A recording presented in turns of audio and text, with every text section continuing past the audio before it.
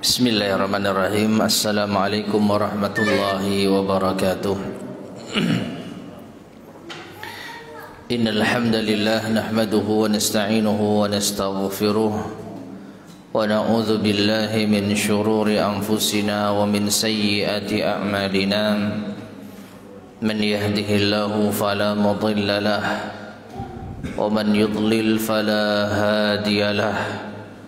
وأشهد أن لا إله إلا الله وحده لا شريك له وأشهد أن محمدا عبده ورسوله اللهم صل وسلم وبارك على نبينا محمد وعلى آله وأصحابه ومن تبعهم بإحسان إلى يوم الدين أما بعد. معاشر المسلمين rahimani wa rahimakumullah. Alhamdulillah kita bisa melanjutkan kembali kajian kita membahas kitab Kun Salafiyan 'alal Jaddah. Jadilah salafi sejati yang disusun oleh Syekh Abdul Salam As-Suhaimi hafizahullahu taala. Dan sekarang kita masuk pada bab yang keenam atau pembahasan yang keenam, yaitu manhaju ahlil bid'ah wal ahwa. Manhaj ahli bid'ah dan pengikut hawa nafsu. Jadi setelah al-muallif hafizahullah menjelaskan manhaj salaf, maka sekarang akan dijelaskan manhaj ahli bidah. Qala al-muallif hafizahullah, berkata al-muallif hafizahullah, taqaddama zikru manhajis salafi fil aqidah. Telah berlalu penyebutan manhaj salaf di dalam masalah aqidah. Wa ahammu mumayyizatihi, dan karakteristik yang paling penting, keistimewaan yang paling penting dari manhaj salaf di dalam masalah aqidah, wa anna ahamma ma yumayyizul manhaj as-salafiyyah fil aqidah, dan hal yang paling penting yang membedakan manhaj salaf di dalam aqidah, huwa hasrut talaqqi fi kitabillah wa sunnati rasulih sallallahu alaihi wasallam, wa an yakuna dzalika muqayyadan bi fahmis salafis salih. Karakteristik utama yang membedakan manhaj salaf dengan yang lain adalah membatasi talaqqi, pengambilan ilmu atau sumber hukum, sumber keyakinan itu hanya dari kitabullah Al-Quran wa sunnati rasulihi sallallahu alaihi wasallam, dan sunnah rasulnya sallallahu alaihi wasallam. Dan ini semua diikat dengan pemahaman salafus saleh. Dan ini hal yang sudah kita ketahui bersama, yang sudah kita ikrarkan bersama, kembali kepada Quran dan sunnah sesuai dengan pemahaman salaful ummah. Wa alal aksi, maka sebaliknya, min dzalika manhaju ahlil ahwa'i wal bidah, dari yang demikian itulah manhajnya ahlil ahwa'i wal bid'ah, para pengikut hawa nafsu dan ahli bid'ah. Fa inna masdarat talaqqi indahum laisal kitab was sunnah. Sumber pengambilan akidah dari mereka bukan kitab dan sunnah. Meskipun kita mengakui bahwa tidak ada satupun kelompok yang tidak mengaku kembali kepada Al-Quran dan Sunnah. Semua kelompok di dalam Islam tidak akan mungkin terang-terangan berani menyelisihi Quran dan Sunnah. Mereka mengklaim mereka kembali kepada Quran dan Sunnah. Dan namun pemahamannya ini yang perlu untuk kita tinjau. Quran dan Sunnah menurut siapa? Adapun manhaj salaf jelas kembali kepada Quran dan Sunnah menurut pemahaman salaf al-ummah. Jadi sumber pengambilan akidah dari mereka pada hakikatnya bukan Quran dan Sunnah, meskipun mereka mengaku kembali kepada Quran dan Sunnah. Wa innama huwa mabtada'ahu a'immatuhum wa syuyukhuhum. Sesungguhnya pengambilan sumber akidah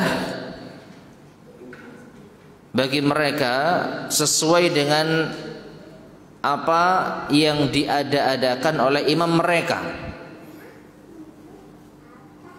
Pengamalan bid'ah dari imam-imam mereka dan masyayikh mereka, guru-guru mereka.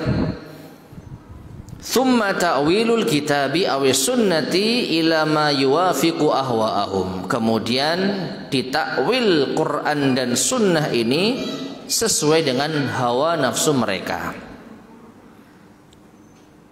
Jadi ini poin utamanya. Sebenarnya akidah mereka dibangun di atas pemahaman tokoh mereka. Baru setelah itu Quran dan Sunnah ditakwil, dipaksa untuk sesuai dengan pemahaman hawa nafsu mereka. Ini yang membedakan dengan manhaj salaf. Manhaj salaf memahami Quran dan Sunnah sesuai dengan pemahaman salaf. Dan pemahaman salaf tidak sama sekali menyelisih Quran dan Sunnah. Adapun pengikut hawa nafsu dan ahli bid'ah, maka mereka mendasari akidah dengan pemahaman tokoh mereka dulu, baru dicarikan dalil untuk pembenarannya dari Quran dan Sunnah. Inilah yang dimaksud dengan kemudian takwil dari Alkitab dan As-Sunnah. Sehingga Al-Quran dan As-Sunnah itu hanya dijadikan sebagai penyerta, pendukung. Asasnya, dasarnya adalah pemahaman dari tokoh-tokoh mereka. Nah, tapi mereka mengakui atau mereka mengklaim bahwa kita ini kelompok yang kembali kepada Quran dan Sunnah. Inilah buktinya. Kita pakai dalil ini, dalil ini. Tetapi dalil ini hanya digunakan sebagai alat pembenaran pada hawa nafsu mereka. Sesuai dengan hawa nafsu mereka. Demikian pula wa'timaduhum 'alal aqli, di antara sumber pengambilan akidah mereka adalah bersandar pada akal. Kalau masuk akal menurut mereka diterima. Kalau enggak masuk akal menurut mereka ditolak. Adapun ayat Al-Quran dan hadis Rasulullah SAW ditakwil. Ya, jadi memahami Al-Quran dan As-Sunnah sesuai dengan pentakwilan mereka. Karena mereka enggak mungkin menolak ayat. Tidak mungkin mereka menolak hadis. Tidak akan mungkin berani. Mau tidak mau yang bisa dilakukan adalah memalingkan makna Quran dan Sunnah sesuai dengan hawa nafsu mereka, sesuai dengan akal mereka. Ini masuk akal, nah, berarti dalilnya benar. Kalau nggak masuk akal, berarti maksud dalil ini bukan seperti yang dipahami oleh manusia secara umum. Wa 'alal ahadithi ad-dha'ifatil wahiyatil wal makdzubah ala Rasulillah SAW. Juga mereka mengambil dasar akidah itu dari hadis-hadis yang dhaif dan lemah. Bahkan al-makdzubah yang dusta, hadis palsu yang berdusta atas Rasulullah sallallahu alaihi wasallam. Wattiba'uhum lil mutasyabih, dan juga di antara dasar pengambilan akidah mereka mengikuti hal-hal yang syubhat, mutasyabih, yang samar. Wa tahrifuhum lil adillati wa ta'wiluha ta'wilan fasida. Kemudian mereka merubah dalil-dalil dan mentakwilnya dengan takwil yang rusak. Nah, ini sumber pengambilan akidah dari ahli bid'ah. Sekali lagi, kalaupun di antara mereka ada yang mengaku dan mengklaim menjadikan Al-Quran dan Sunnah sebagai rujukan utama, maka itu hanya pengakuan semata. Itu hanya kamuflase. Sebenarnya mereka mengandalkan akal, mengandalkan hawa nafsu, mengandalkan pemikiran dari tokoh-tokoh mereka, baru mereka carikan dalilnya, baru mereka sesuaikan dalilnya. Dan para ulama kita menyebutkan bahwa mereka itu adalah kaum yang mendahulukan keyakinan daripada dalil. Beda dengan ahlus sunnah wal jamaah. Sehingga ungkapan di antara mereka i'taqid tsumma stadil, ya, buat atau i'taqid, yakini dulu, pegang akidah kalian dulu, baru cari dalilnya. Adapun Ahlussunnah wal Jamaah istadil tsumma i'taqid, bangun dulu dalil, kemudian yakini dalil itu sesuai dengan pemahaman yang benar. Ini perbedaan yang mendasar. Jadi apapun yang mereka bawakan berupa dalil-dalil berupa Al-Quran dan Sunnah, maka yakinilah itu sebenarnya sudah dibangun di atas akidah mereka terlebih dahulu. Dalil itu hanya sebagai pendukung akidah mereka. Makanya dalil-dalil yang mereka pakai dalil yang samar, mutasyabih. Contoh, keyakinan Allah itu ada di mana-mana. Mereka bawakan dalil wa huwa ma'akum aina ma kuntum, dan dia Allah bersama kalian dimanapun kalian berada. Ya, mereka menolak keras bahwa Allah itu fis sama, tinggi di atas langit. Ya, dalil-dalil yang sesuai dengan pemahaman yang benar. Firman Allah Subhanahu wa taala, Ar-Rahmanu 'alal arsy istawa. Allah Ar-Rahman berada di arsy-Nya, istawa atau istiwa. Maka mereka takwil istiwa itu maksudnya menguasai. Jadi Allah itu menguasai arsy-Nya. Ditakwil. Sedangkan dalil yang samar, wa huwa ma'akum aina ma kuntum, dan dia Allah bersama kalian dimanapun kalian berada, dijadikan dasar pemikiran utama mereka bahwa Allah itu ada di mana-mana. Jadi yakini dulu baru cari dalilnya. Adapun sunnah istadil summa taqid. Ya, kembali dulu kepada dalil, baru yakini dalil tersebut sesuai dengan pemahaman yang benar. Yaqulu Ibnul Qayyim rahimahullah, Imam Ibnul Qayyim rahimahullah mengatakan, wabil jumlati, maka secara garis besar, faftiraku ahlil kitab, maka perpecahan ahli kitab, waftiraku hadhil ummah, dan perpecahan umat ini ala 73 firqatan, menjadi 73 firqah, kelompok. Innama aujabahu ta'wil, sesungguhnya disebabkan ta'wil. Itu pemalingan makna yang sahih pada makna yang tidak sahih. Itu makna dari ta'wil. Ya, seperti yang tadi kita contohkan, istawa itu ditakwil menjadi istaula. Istawa yang bermakna ala wartafa'a, Allah tinggi di atas arasnya, ditakwil menjadi istaula, menguasai arasnya.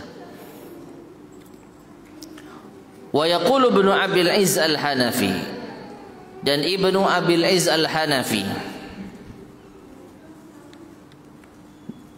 di dalam kitabnya Syarh Al-Aqidah At-Tahawiyah mengatakan, wa hal kharajatil khawarij wa atazalatil mu'tazilah wa rafadatil rawafid wa iftaraqatil ummah ala 73 firqatan illa bit-ta'wilil fasid.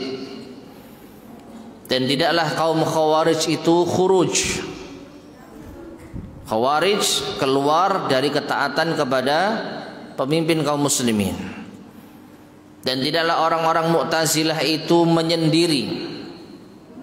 Tazalat al-Mu'tazilah. Kaum Mu'tazilah mereka menyendiri.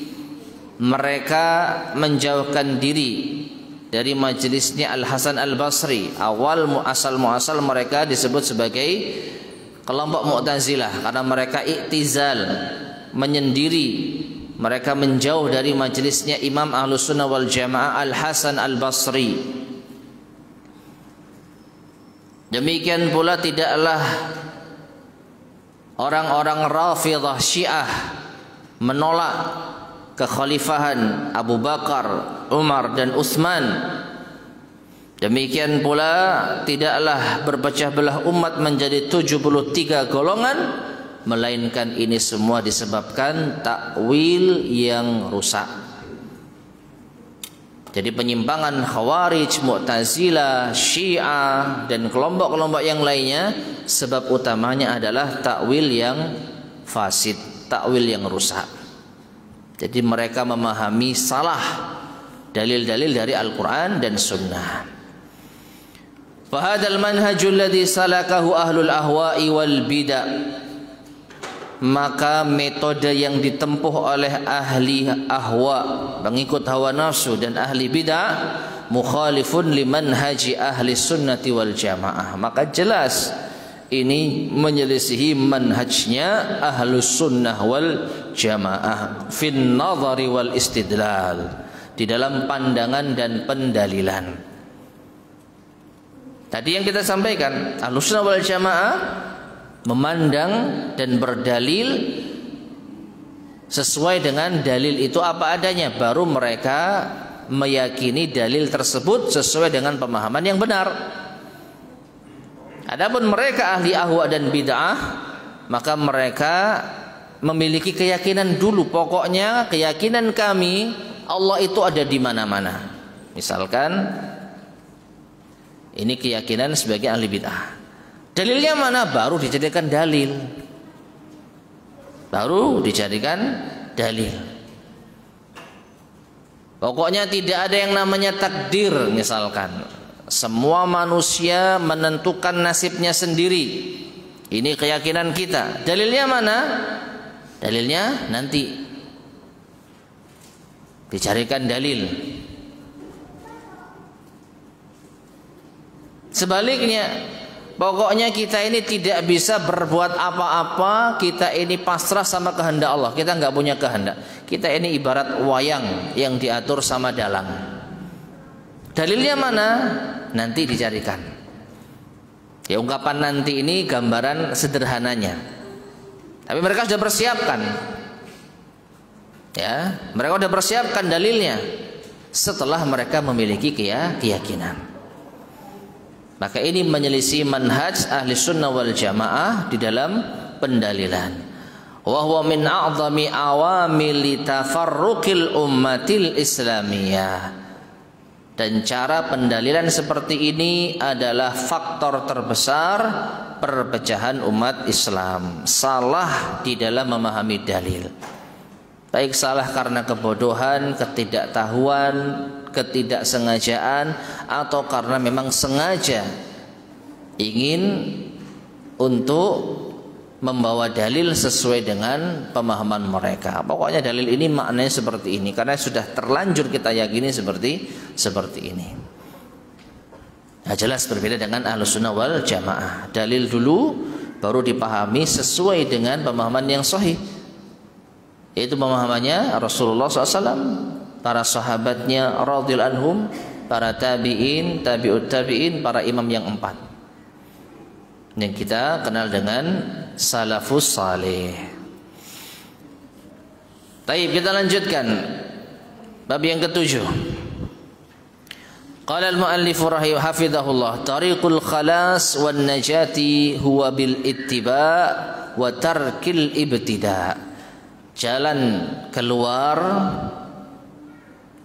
atau jalan keselamatan dari ini semua agar kita tidak terjerumus ke dalam penyimpangan khususnya dalam masalah akidah, maka dengan cara ittiba', mengikuti Rasulullah sallallahu alaihi wasallam dan para sahabatnya radhiyallahu ta'ala anhum, mengikuti salafus saleh di dalam beragama dan meninggalkan bid'ah.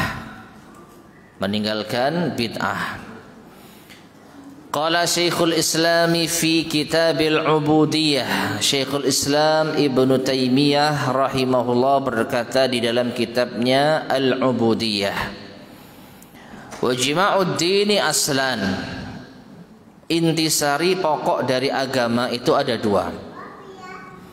Dasar agama itu ada dua. Alla na'budu illallah, kita tidak beribadah kecuali hanya kepada Allah, ikhlas, tauhid. Dan yang kedua, wala na'buduhu illa bima syara'a, dan kita tidak beribadah kepada Allah kecuali dengan apa yang disyariatkan. Dan ini hakikat dari ittiba'. Dan ini adalah perkara yang senantiasa diulang-ulang oleh para ulama kita, oleh para asatidzah kita dari generasi ke generasi. Ya, dari zaman ke zaman, dari ulama-ulama terdahulu sampai belakangan, dari asatidzah kita yang sudah sepuh, yang baru saja meninggal dunia, Syekh Al-Ustadz Yazid bin Abdul Qadir Jawad rahimahullah, ya, dan asatidzah kita yang lain yang telah mendahului, senantiasa menjelaskan bahwa kembali kepada Quran dan Sunnah, kemudian beragama itu dengan dua dasar tadi, ikhlas dan ittiba'. Ya, nah, ini Ibnu Taimiyah rahimahullah menjelaskan secara singkat, jima'uddin aslan, intisari dari agama kita ada dua pokok mendasar, yaitu alla na'budu illallah, tidak beribadah kecuali hanya kepada Allah. Ini gambaran ikhlas. Dan yang kedua, wala na'buduhu illa bima syara', kita tidak beribadah kecuali dengan syariatnya, ittiba'.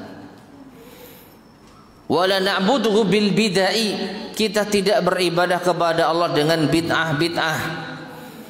Kama qala ta'ala, sebagaimana Allah Ta'ala berfirman, faman kana yarju liqa'a rabbih falya'mal amalan salihan wa la yusyrik bi'ibadati rabbih ahada.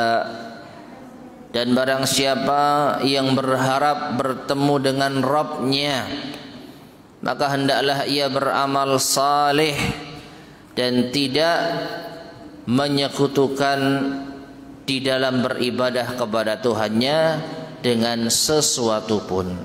Surat Al-Kahfi ayat yang ke-110. Nah, perhatikan ma'asyiral muslimin rahimani wa rahimakumullah, ini dalilnya. Baru kita memahami dalil sesuai dengan pemahaman yang benar. Jadi asal muasal kesimpulan dari para ulama kita bahwa dasar agama agar kita di dalam beribadah kepada Allah itu diterima, maka harus ikhlas dan ittiba. Harus ikhlas dan ittiba. Ini bukan keyakinan yang kita buat-buat dulu baru kita cari dalilnya. Ya. Bukan keyakinan yang kita ada-adakan baru kita mencari dalilnya. Justru ini adalah kesimpulan dari dalil yang ada. Faman kana yarju liqa'a rabbih falyamal amalan salihah wala yusyrik bi ibadati rabbih ahada. Faqad amara Allah fi hadhil ayah an yakuna al-amalu salihan. Maka sungguh Allah Subhanahu wa taala telah memerintahkan di dalam ayat ini untuk beramal saleh. Yang dimaksud ay muwafiqan lis sunnah, sesuai dengan sunnah ittiba. Thumma amara an yukhlisahu sahibuhu lillah. Kemudian Allah perintahkan agar pelakunya itu mengikhlaskan ibadah tersebut, amal tersebut lillah, untuk Allah. Wala yusyrik bi ibadati rabbih ahada. Jadi dari ayat ini Al-Kahfi 110 disimpulkan, siapa yang ingin bertemu dengan Allah, siapa yang ingin amal ibadahnya diterima, siapa yang ingin diterima amal solehnya, maka hendaknya dia beramal soleh, yaitu sesuai dengan sunnah, dan dia tidak berbuat syirik kepada Allah, yaitu ikhlas. Ittiba dan ikhlas. Wa qala al-Hafidz Ibnu Katsir fi tafsirihi. Al-Hafidz Imam Ibnu Katsir berkata di dalam tafsirnya, wa hadzani ruknal amalil mutaqabbal, dan dua hal ini adalah rukun amal itu diterima. La budda an yakuna khalisan lillah sawaban ala syariati Rasulillah sallallahu alaihi wasallam. Harus amalan itu ikhlas karena Allah dan benar sesuai dengan syariat Rasulullah sallallahu alaihi wasallam. Lihat para ulama kita yang mereka tidak sama, meskipun mereka sezaman, meskipun mereka guru dan murid, meskipun mereka memiliki ungkapan yang berbeda, tapi intinya sama. Tadi kita sampaikan Syekhul Islam Taimiyah yang merupakan guru dari Imam Ibnu Katsir rahimahullah ta'ala, atau Ibnu Katsir banyak terpengaruh dengan pemahaman dari Ibnu Taimiyah. Ibnu Taimiyah mengatakan intisari ibadah itu ada dua: beribadah hanya kepada Allah, dan beribadah, tidak beribadah kecuali dengan syariat yang ada, kecuali dengan yang disyariatkan oleh Allah dan Rasulnya. Ibnu Katsir mengatakan dua hal ini adalah rukun amal diterima. Ungkapannya berbeda tapi intinya sama. Apa? Kalau kita mau selamat di dalam beragama dan beramal soleh, maka wajib ikhlas dan wajib ittiba. Wa qad ruwiya mithlu hadza 'anil Qadhi Iyad rahimahullah wa ghairihi. Demikian pula diriwayatkan hal semisal ini dari Al-Qadhi Iyad rahimahullah dan selainnya. Wa bima taqaddama yatabayyanu, dari apa yang telah berlalu maka jelaslah annahu la budda li sihhati ayyi amalin, bahwa diharuskan kesahihan sebuah amalan, keabsahan sebuah amalan. Nuridu an nataqarraba bihi ilallah, yang kita ingin untuk mendekatkan diri kepada Allah, min syartaini asasiyaini, yaitu dua syarat yang asasi. Wala budda min wujudihima mujtami'aini, dan harus didapatkan keduanya itu bersama-sama, tidak boleh hilang salah satunya. Harus keduanya ini ada. Wala yanfaqu ahaduhuma 'anil akhari, dan tidak boleh terpisahkan satu dengan yang lain. Wahuma, dan dua hal ini adalah awalan, yang pertama ikhlasul ibadati lillahi wahdah, mengikhlaskan agama atau ibadah hanya kepada Allah semata. Wa tsaniyan, dan yang kedua tajridul mutaba'ati li rasulih sallallahu alaihi wasallam, memurnikan mutaba'ah, yaitu mengikut hanya kepada Rasul sallallahu alaihi wasallam. Qala ta'ala, Allah Ta'ala berfirman, wa'bud rabbaka, atau wa'budillaha mukhlishan lahuddin, beribadalah kepada Allah dengan mengikhlaskan agama hanya baginya. Wa qala ta'ala, dan juga Allah Ta'ala berfirman, wabtaghi fima ataqallahu ad-daral akhirah wa la tansa nasibaka minad dunya wa ahsin kama ahsanallahu ilaik. Dan raihlah dari apa yang Allah anugerahkan kepadamu negeri akhirat. Carilah akhirat dengan karunia yang Allah berikan kepadamu, dan jangan lupakan nasibmu di dunia, dan berbuat baiklah sebagaimana Allah berbuat baik kepadamu. Wa qala sallallahu alaihi wasallam fil haditsil qudsi alladhi yarwihi an rabbih.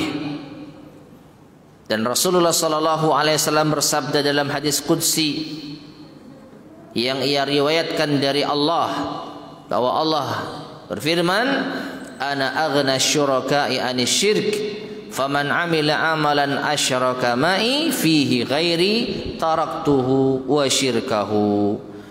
Kata Allah Subhanahu wa taala, aku adalah Tuhan yang sangat tidak membutuhkan sekutu. Maka barang siapa yang beramal dengan menyekutukanku, ya dengan selainku, maka aku akan tinggalkan ia beserta sekutunya. Maka dalil-dalil yang kita sebutkan ini adalah dalil bahwa beragama, beribadah, beramal soleh harus ikhlas. Fal ikhlasu la yata'atta ma'asyirk. Maka keikhlasan tidak akan berkumpul dengan kesyirikan. Tidak akan bisa jalan beriringan ikhlas dan syirik. Orang yang syirik pasti tidak ikhlas, dan orang tidak akan disebut ikhlas kalau dia berbuat syirik. Maka yang namanya ikhlas itu harus terlepas dan terbebas dari kesyirikan. Maka ikhlas tidak akan berkumpul dengan kesyirikan awir riya, ada demikian pula dengan riya, yaitu menampakkan amal soleh untuk mendapat pujian manusia. Wa au iradatil insani bi amalihi dunya, atau seseorang menginginkan dunia dengan amal solehnya. Wala budda an yakuna al-amilu qad qasada bi amalihi wajha Allah subhanahu wa ta'ala wahdah. Dan harus orang yang beramal ini yaitu mentujukan amalnya dengan mengharap wajah Allah semata. Nah, ini syarat atau rukun yang pertama agar amalan itu diterima oleh Allah, harus ikhlas. Wa hadha binisbati lima yata'allaqu bisyartil awal. Dan ini yang berkaitan dengan syarat pertama yang tadi kita sampaikan dan kita ulang-ulang. Syarat amal itu diterima oleh Allah ada dua. Yang pertama ikhlas, dan yang kedua mutaba'ah atau ittiba. Dan dalil-dalilnya sudah kita sebutkan tentang ikhlas tadi. Wa amma syartus tsani, adapun syarat yang kedua, fa ma'nahu, maknanya adalah an yakunal amalul ladzi nataqarrabu bihi ilallah, amalan yang kita harapkan untuk mendekatkan diri kepada Allah, muwafiqan lima syara'ahu Allahu fi kitabih, harus sesuai dengan apa yang Allah syariatkan di dalam kitabnya, au sunnati rasulih sallallahu alaihi wasallam fi sunanihi, atau sesuai dengan sunnah Rasulnya sallallahu alaihi wasallam di dalam sunnah-sunnahnya, di dalam hadis-hadisnya. Ya, ittiba atau mutaba'ah. Qala ta'ala, kemudian beliau menyebutkan dalil-dalilnya. Allah berfirman, al-yawma akmaltu lakum dinakum wa atmamtu alaikum ni'mati wa raditu lakumul islam madina. Dalam surat Al-Maidah ayat yang ketiga, Allah berfirman, artinya pada hari ini telah aku sempurnakan bagi kalian agama kalian, dan telah aku sempurnakan nikmatku atas kalian, dan aku ridha Islam sebagai agama bagi kalian. Ya, Allah Subhanahu wa taala telah menyempurnakan agamanya, nikmatnya dan Islam. Naam. Faqad akmalallahu lana ad-din qabla an yantaqila ar-rasul sallallahu alaihi wasallam ila ar-rafiqil a'la. Dan sungguh Allah telah menyempurnakan bagi kita agama kita sebelum Rasulullah sallallahu alaihi wasallam berpindah menuju tempat yang tinggi, yaitu wafat, meninggal dunia, sebelum Allah cabut nyawanya. Falaysa huwa bihajatin ila man yazidu wa yanqusu fi, maka tidak butuh agama ini untuk ditambahi atau dikurangi.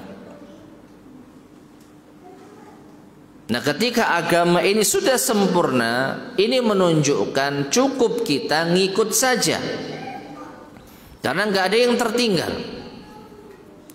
Sesuatu yang sudah sempurna berarti sudah jelas, kita tinggal mengikuti tuntunan saja. Tidak perlu bagi kita untuk mencari jalan, tidak perlu kita meraba-raba, tidak perlu kita menambahi keterangan, karena sudah sempurna. Cukup kita mengikuti saja, apa yang sudah ada kita ikuti. Nabi SAW tidak sedikit pun meninggalkan sesuatu yang bisa mendekatkan kepada surga dan menjauhkan dari neraka. Ya. Wa qad ja'at nususun katsiratun ta'muru bil ittiba', dan telah datang nas-nas, dalil-dalil yang banyak yang memerintahkan untuk ittiba'. Wa tuhadziru minal ibtida'i wal ihdats'i fid din, dan memperingatkan dari ibtida', berbuat bid'ah dan mengada-adakan sesuatu dalam urusan agama. Qala ta'ala, Allah Ta'ala berfirman, laqad kana lakum fi rasulillahi uswatun hasanah liman kana yarjullaha wal yawmal akhir wa dzakarallaha katsira.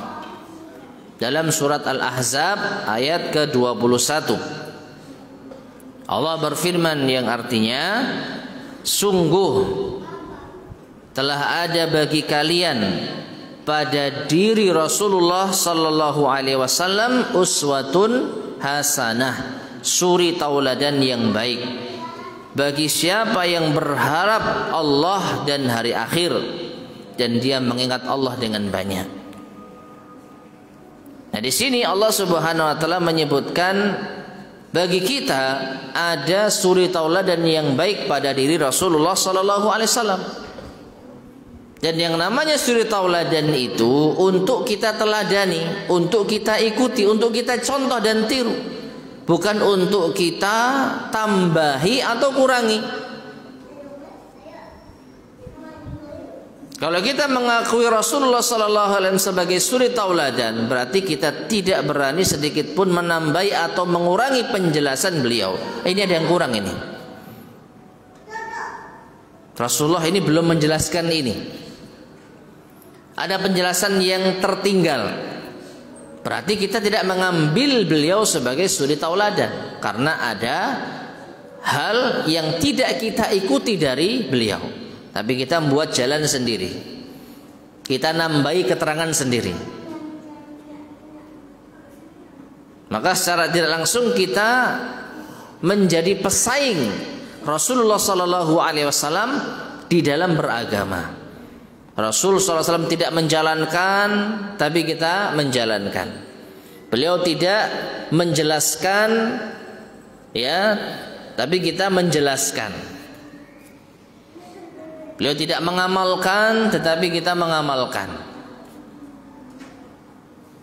Wa qala ta'ala, demikian pula dalil berikutnya, dalil tentang ittiba. Allah berfirman, wa ma atakumur rasulu fakhudhuh wa ma nahakum anhu fantahu, dalam surat Al-Hasyr ayat yang ke-7. Dan apa yang Rasul bawa kepada kalian ambillah, ikutilah, dan apa yang beliau larang atas kalian jauhilah, tinggalkanlah. Maka sisi pendalilan dari ayat ini jelas. segala yang dibawa oleh Rasulullah sallallahu alaihi wasallam kita diperintah untuk mengambilnya. Apa yang dicontohkan oleh Rasulullah SAW kita diperintahkan untuk mengambilnya, dan apa yang dilarang maka kita jauhi. Contoh yang paling mudah wasiat Rasulullah sallallahu alaihi wasallam, "Alaikum bisunnati wa sunnatil khulafa'ir rasyidin al-mahdiyyin min ba'di." Wajib bagi kalian untuk berpegang teguh dengan sunnahku dan sunnah khulafa'ir rasyidin yang mendapatkan petunjuk setelahku. Nah, sudahkah setiap hadis Nabi sallallahu alaihi wasallam yang sahih kita jadikan sebagai pedoman di dalam agama? Dan di antara hadis sahih itu adalah beliau sallallahu alaihi wasallam memerintahkan untuk berpegang teguh dengan sunnah. Wa iyyakum wa muhdatsatil umur. Dan hati-hatilah kalian dari perkara-perkara baru dalam urusan agama. Fa inna kulla muhdatsatin bid'ah wa kulla bid'atin dhalalah wa kulla dhalalatin finnar. Karena setiap perkara yang baru dalam urusan agama itu bid'ah, dan setiap bid'ah adalah sesat, dan sesat itu tempatnya di neraka. Ya, ini hadis yang sahih dari Nabi SAW. Sudahkah kita jadikannya sebagai pedoman? Atau sudahkah kita memiliki perhatian bahwa kita hanya membatasi amalan yang sesuai dengan sunnah, dan kita tidak berani mengada-adakan hal yang baru dalam urusan agama yang tidak ada contohnya? Kita tidak berani berbuat bid'ah. Bahkan jangankan membahas, menjelaskan tentang bid'ah, menyebutkan bid'ah saja sebagian kalangan alergi. Pokoknya kalau ada pengajian yang nyebut bid'ah, nah ini kelompok ekstrim, ini kelompok radikal. Padahal siapa yang menyebutkan bid'ah? Rasul sallallahu alaihi wasallam. Bahkan di antara wasiat terakhir beliau, wasiat perpisahan.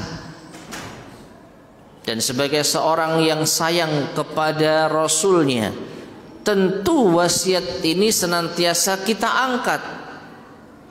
Wasiat ini kita sebarkan. Namun justru sebagian kalangan ada yang alergi. Belum menjelaskan apa itu bid'ah,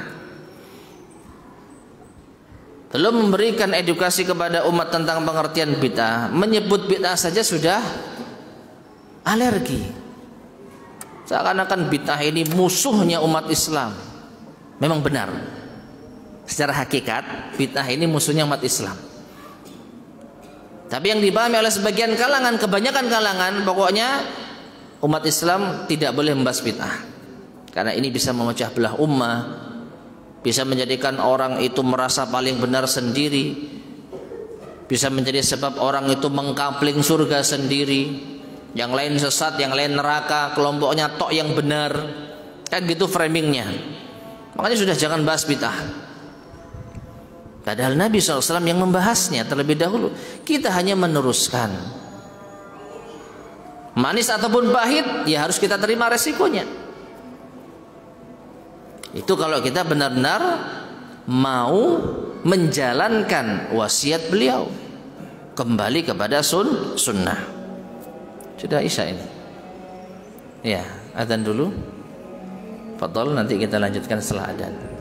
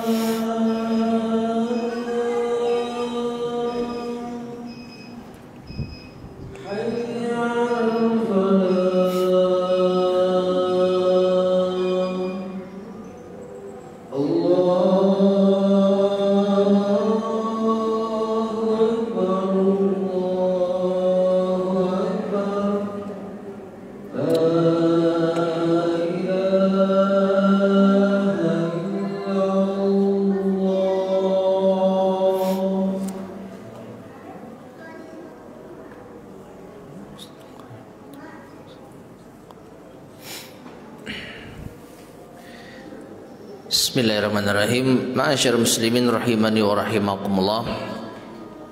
Kemudian selanjutnya di antara dalil dari Al-Qur'an tentang kewajiban untuk ittiba,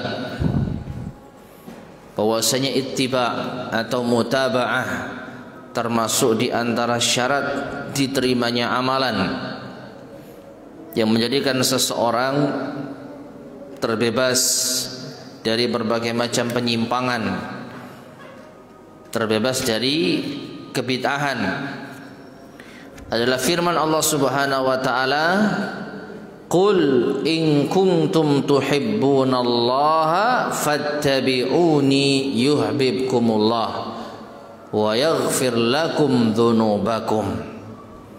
Dalam surat Ali Imran ayat ke-31.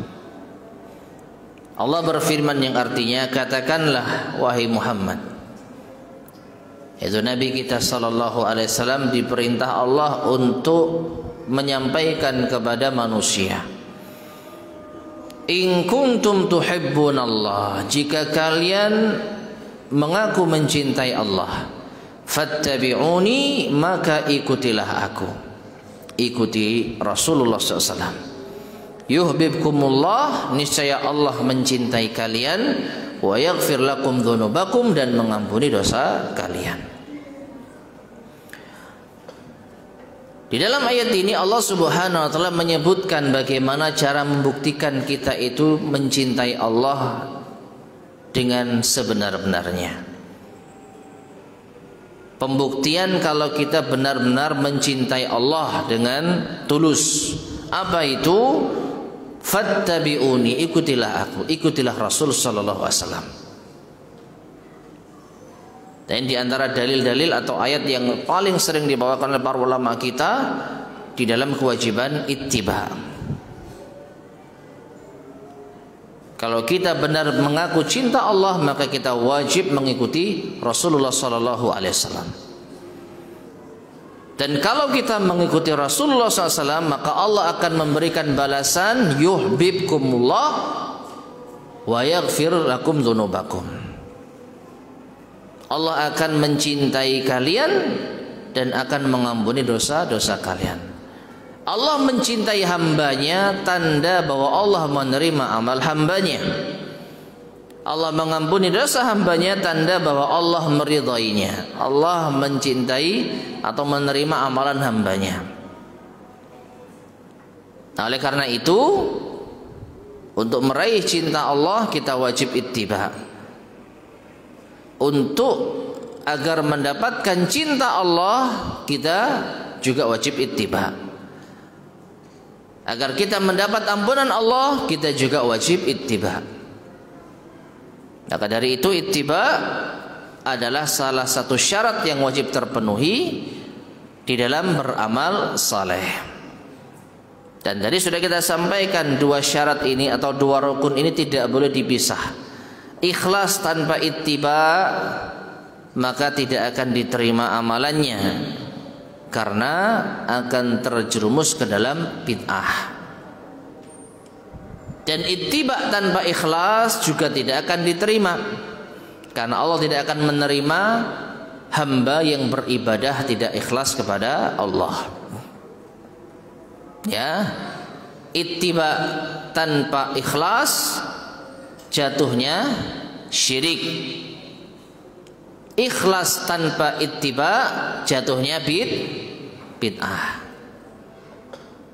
Maka kita melepaskan diri dari kesyirikan dengan ikhlas, dan kita melepaskan diri dari kebid'ahan dengan ittiba. Jadi dua hal ini harus terpenuhi. Kembali kepada dasar di dalam Islam, dua perkara, ikhlas dan ittiba. Karena kalau ada yang hilang dari salah satunya, maka kita pasti terjerumus ke dalam dosa, entah itu syirik atau entah itu bid'ah. Syirik tidak akan diterima amal seorang hamba dan akan terhapus semua amal-amal solehnya. Dan bid'ah tidak akan diterima amalan hamba yang ia amalkan tidak sesuai dengan tuntunan Rasul sallallahu alaihi wasallam. Adapun setelah itu, al-mu'allif hafizahullah ta'ala akan membawakan dalil-dalil dari sunnah, dari hadis Nabi sallallahu alaihi wasallam tentang kewajiban ittiba. Dan insyaallah akan kita lanjutkan pada pertemuan berikutnya biidznillah subhanahu wa ta'ala. Nah, jadi kita masih berada pada pembahasan jalan keselamatan dari segala macam penyimpangan kelompok-kelompok sesat adalah ittiba, ya, mengikuti petunjuk Rasul SAW, meneladani amalan-amalan yang dicontohkan Rasul SAW. Meskipun didahului dengan apa? Penjelasan bahwa agama ini dibangun atas dua dasar, ikhlas dan ittiba. Ikhlas sudah kita bahas, adapun ittiba kita sedang berada di tengah pembahasannya, dan ini pembahasan yang paling panjang. Dimulai dari dalil-dalil dari Al-Quran kewajiban ittiba, kemudian besok akan kita lanjutkan dalil-dalil dari as-sunnah, kemudian penjelasan-penjelasan yang lain yang melengkapinya, insya Allah. Taib, ma'asyarul muslimin rahimani wa rahimakumullah, kita cukupkan kajian kita di malam hari ini. Mudah-mudahan bermanfaat. Kurang lebihnya saya mohon maaf. Kita akhiri. Subhanakallahumma bihamdika asyhadu an la ilaha illa anta astaghfiruka wa atubu ilaik. Walhamdulillahirabbil alamin. Wassalamualaikum warahmatullahi wabarakatuh.